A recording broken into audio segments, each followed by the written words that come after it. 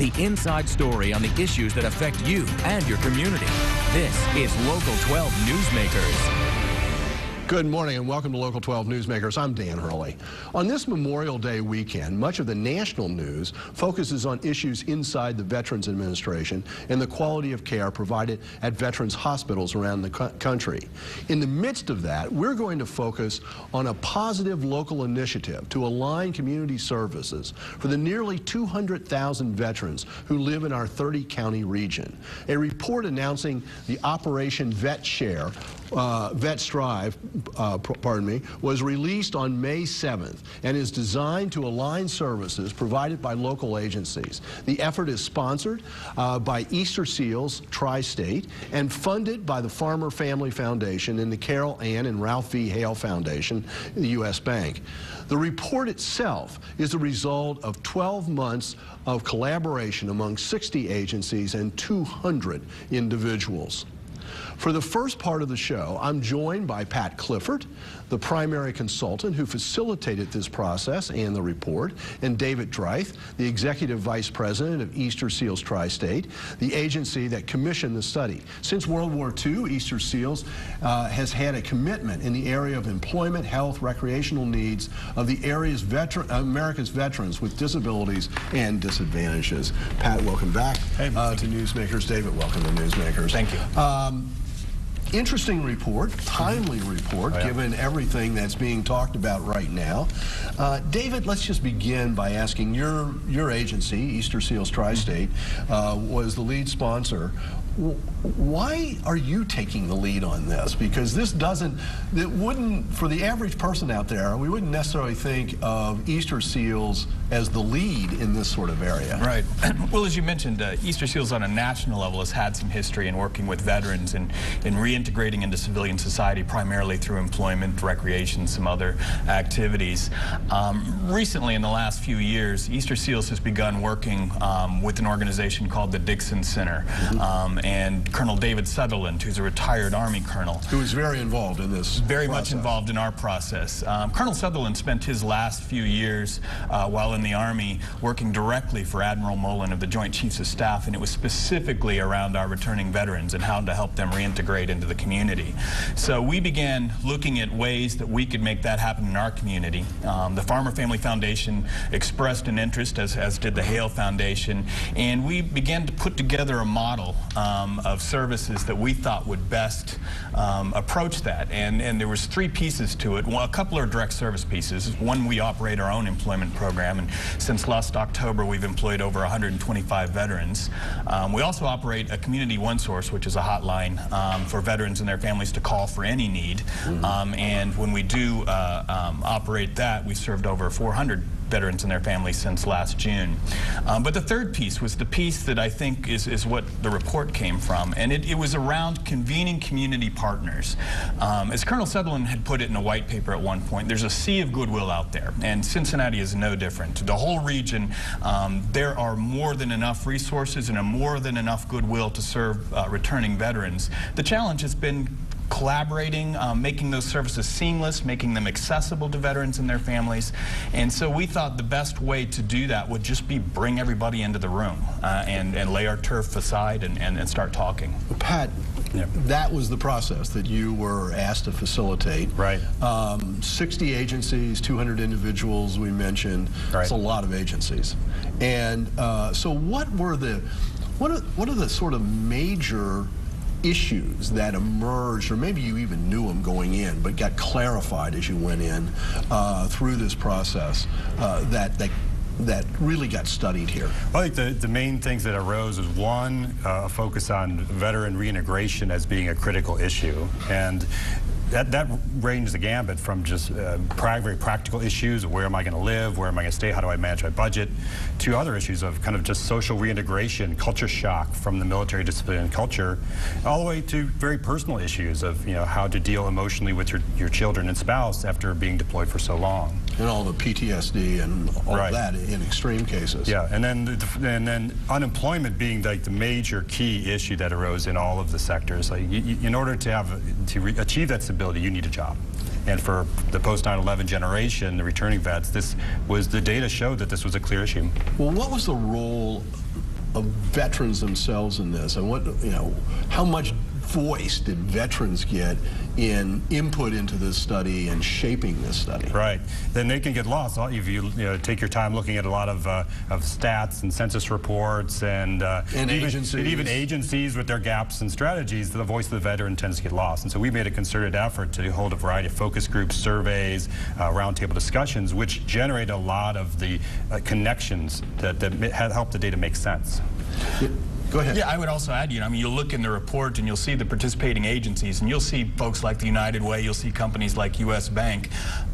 What's hidden behind that data is the fact that there were veterans themselves from those entities participating in the process. A lot of companies have set up special offices or special initiatives inside their own organizations to facilitate reentry and making sure that vets that they hire get back into the workforce, get into the civilian workforce in that company and the culture of that company. Right. But one of the things is we brought people together is we found that employers, agencies, even well-meaning individuals, often people were doing very similar programs in isolation from each other. Yeah. And it wasn't uncommon for a meeting to come together and say, you're doing what? You're doing that? And it's that information sharing that starts the process of initial collaboration and initial thought about partnerships. In fact, a phrase that comes up in the report repeatedly, and I wrote it down, reducing confusion and increasing clarity. I mean, that gets said many times. That's essentially what's being said right here, is that reducing confusion in the sense that multiple people trying to do the same thing or doing it differently, and the veteran out there may be trying to access it, not knowing how to get it. And when you're coming from a organization, a culture that's used to clarity and very simple lines of command, to have a system that is so disjointed is really, it does damage. And so we need to, that is one of the key issues we need to resolve. David, for a veteran who's leaving active service, how much do they know about these 60 agencies out there? Is anybody helping them at the point of separation from the Army, saying, or is it they just know about the Veterans Administration? There is some transition planning done at the military, and it's done with varying levels depending on which base the veteran is discharging from. But the challenge is in most cases, as I've talked to veterans just casually, when they're going through that process, they're so ready to make this transition. It's so confusing. The information that's coming at them at that one-day session or two-day session is overwhelming, and they really aren't hearing much of it. I've heard veterans saying, I just was thinking about my long 14-hour car drive I had to make, and I didn't hear a word of it. So when they come into the community, not much. I mean, we have some great resources in this community, like United Way's 211 and the network that we've built through this convening process, and hope to continue so that we're eventually getting to a no wrong door process. So whether you got a phone number of an agency from a church that specializes in housing, but your need is in counseling or in some family issues, they'll know how to get you to the right spot, and that's why we designed this. In fact, the major recommendation coming out of this report is the creation of a Veterans Alliance, which is what you're calling it, and you are benchmarking against a best practice in Los Angeles that you found. You looked around the country. So what's that going to be?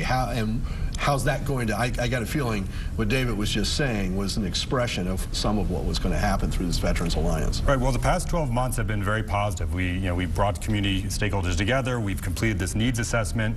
We've started to plot a way forward. In order for that to continue, we need to find a sustainable structure for that to happen. And so we need to take it to the next step, where there's a veteran-led alliance that keeps the work groups meeting, keeps informing the public and the veteran community of what's going on, and can take our needs assessment report, which is a first step, to an implementation plan, a community plan of how to align our efforts, both in the short term, getting our information and referral systems working correctly, to even more longer term visionary structures. How do we get the DoD, Department of Defense, the Veterans Administration, local communities to really be on the same page together? Which is a trick. Without, everybody's focus right now on this sort of some of the struggles that VA is having but as a historian, that's a long time struggle.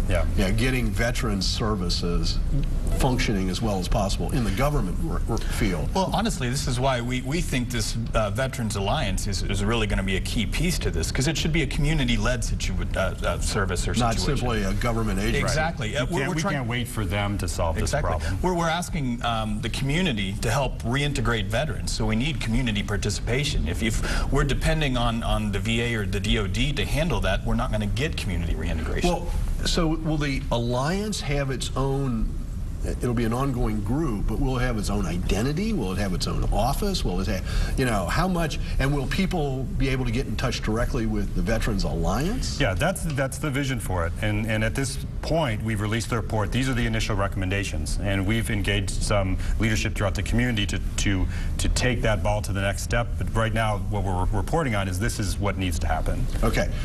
Who's going to take leadership on that? Who's going to make the recommendation? Who's going to be able to be in a position to decide whether this moves forward or not? Right. Well, throughout this process, we've engaged such a large number of people.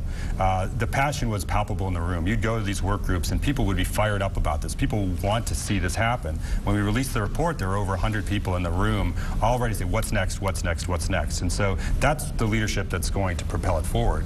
The things that Cincinnati has going for it is there's a history of collaboration in our community that's not in every community. And so when you say we need to work together to work smarter rather than harder, the community knows what that means. Okay. And then the timing is right. This is the issue that is our current key issue. The vets are coming home now. We see the evident problems in the system now. We can't wait 6 months, a year, 2 years to act on this. We need to act immediately. And so I think both of those together are going to result in action. David, one of the things that Pat just said, you know, veterans are coming home now, so there's a lot of pressure. And there's a lot of focus on people coming out of the Iraq operation and Afghanistan and whatever. But one of the things, I'm reflecting my age, one of the things that this report identifies is a lot of the veterans in our community are a lot older than the post 9/11 incidents, actions. And that's going to be just like everything else in society. That's an aging population that has other needs. Right. Are they being taken into account here too, or is this just for the post 9/11 vets? Absolutely. I mean, this is why we think we need this convening process, is because we don't have just a single approach for veteran services. The needs do vary by generation. We're going to see a major increase in the need for assisting veterans with end of life and honor guard type services as people age. As we're looking at younger veterans, we really are looking at this employment issue. That seems to be the most. We're going to talk about that a lot more in the second part of the show. But final thing, one of the other sort of demographic factors here that caught my eye is there's an increasing number of women who are now vets.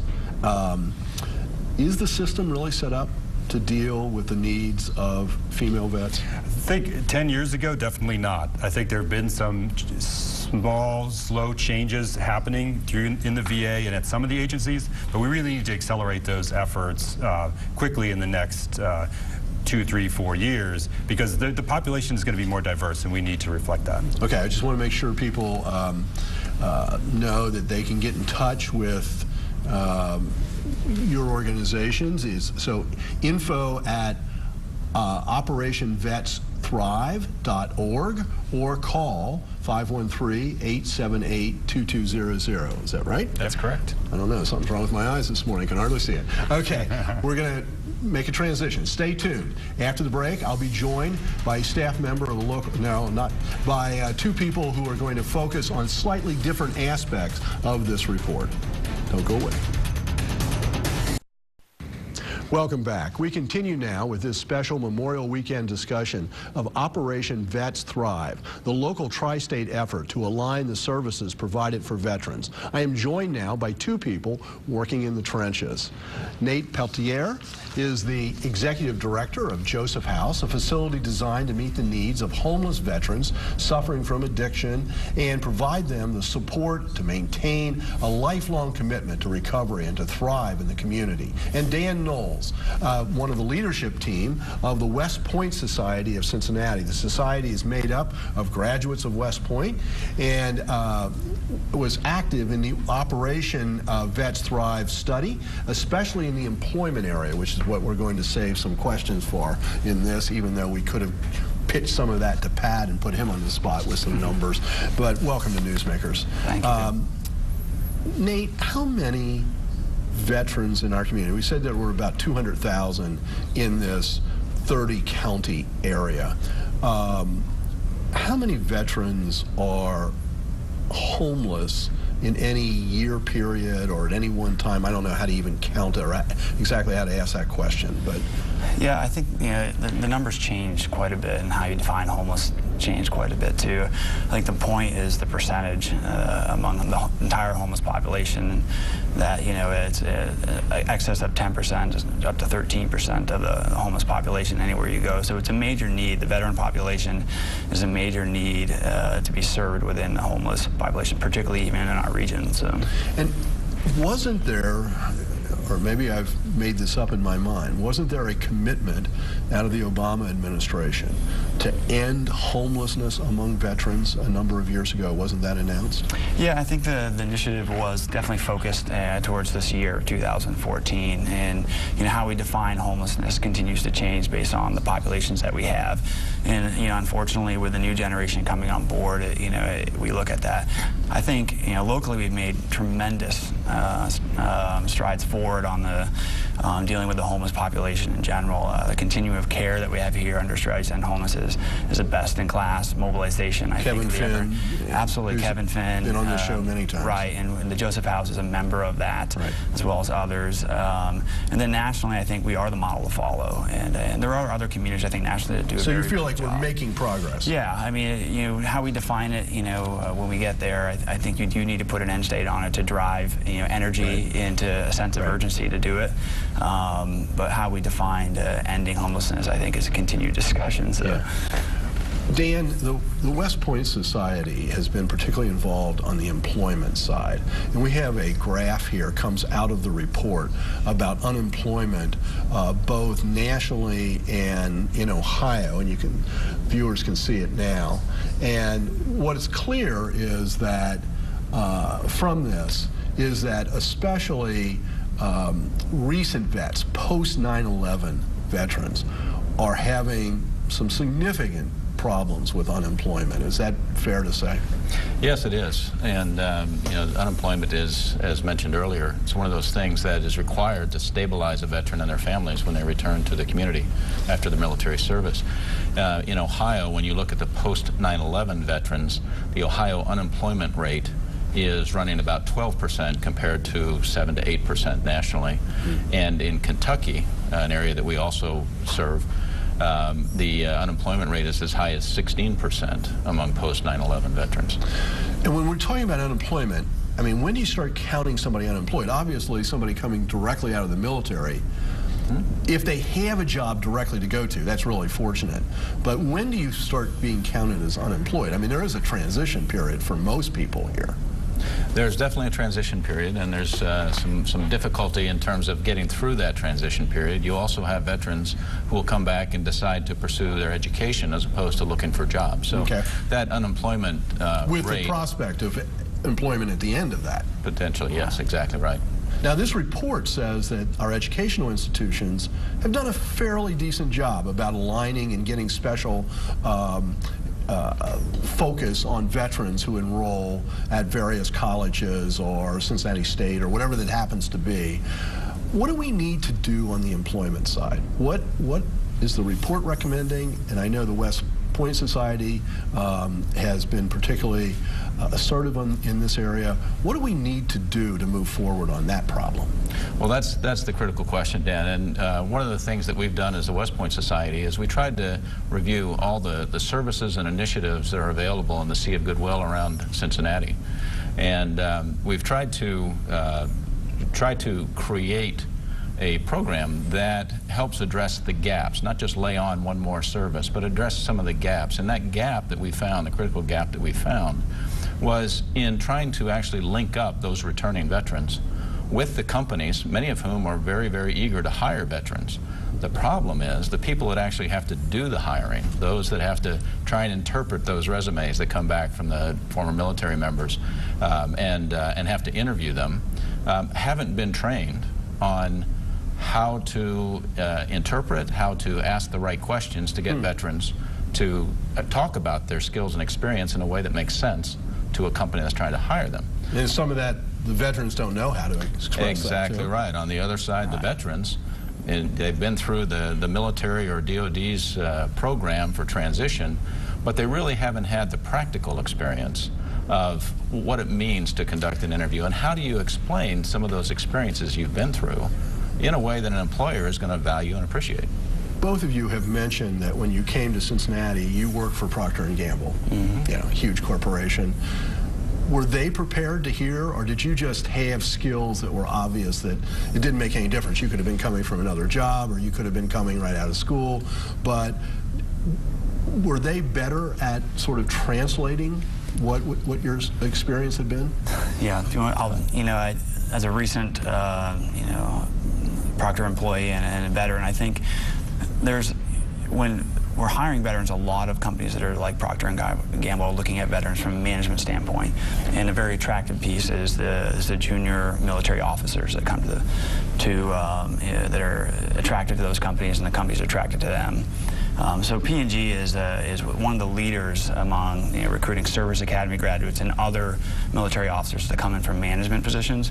I think the new attention, as I had left and I was co-leading an effort called Warriors to P&G, was that P&G had the realization, and what Dan had talked about with the program that he has stood up really represents, is that there's a focus and a real need on a whole range of veterans, particularly the lower to middle enlisted who may or may not have college degrees or significant education, or who just don't see their experiences as relevant in transitioning into a company like Procter & Gamble. But they do, and there are many roles, whether it's in manufacturing or it's leading a small supply chain team. Is no different than leading a small fire team of soldiers in Iraq or Afghanistan. And the program that I think, Dan, what makes it very meaningful, unique, and innovative to the veteran population and to employers is that it makes that transition happen, that seamless transition of what do those skill sets look like for the population that is most in need among Iraq, Afghanistan, those lower enlisted, the majority of those that are getting out, or middle enlisted, and how to get them into the workforce and new mission and new purpose. So, Dan, are you hopeful that this Veterans Alliance will help other companies learn what the skills are that are needed, and maybe what sort of best practices are among certain companies, so that you can spread this through other companies? Absolutely, absolutely, Dan. That's one of the primary purposes of the initiative, as we see it. There are companies, as Nate mentioned, that do very, very well in terms of recruiting and accepting and integrating veterans into their company. But the majority of companies, whether they strongly desire veterans or haven't really thought too much about veterans, really haven't invested the time and energy in the skills required to attract them and onboard them and retain them in a positive way, and therefore benefit from the incredible skills that veterans can bring. What about the question of employment or lack of employment and homelessness? How often is homelessness linked to that inability to get rooted in job versus other issues that people have to deal with? Yeah, I mean, employment is always a central issue with anyone that's in need, with an underserved population, I believe. And of course, there's a need within the homeless population. I think at the Joseph House and many other agencies that deal with it, there's many other factors that we need to, basically face and confront in the treatment process to get them prepared, for employment. Addiction is a huge driver of the homeless population, and that does not allow them to move to the next step. So, but the end state, we're dealing with someone who's willing to accept treatment if they're coming from homelessness, and to reintegrate, is to prepare them for the workforce if they're able to work. So, it's not usually the beginning thing focus point that we would address with the majority of the homeless. I think it tends to be the end state that helps them maintain and stay integrated. So. I'm almost out of time, about 20 seconds here. at the end of all of this, are you hopeful that this community is moving in the right direction here on Memorial Day weekend? Yeah, absolutely. We're seeing that in all the work we've done with the different sub-teams, the collaboration that's going on already, and the people who are signing up to help lead this initiative going forward have just been phenomenal and very passionate. This region is seen as the best region in the country for its resources. That's good to hear. That's what we want to focus on. So, to learn more about the services that are available, you can contact the VA of Cincinnati, of course, at cinciva.gov. You can contact the Joseph House by going to josephhouse.com and our call 241-2965. Thank you for everything that you're doing, and thank you for making Newsmakers a part of your Sunday morning. Join us again next week to meet the men and the women working to improve our region for the future.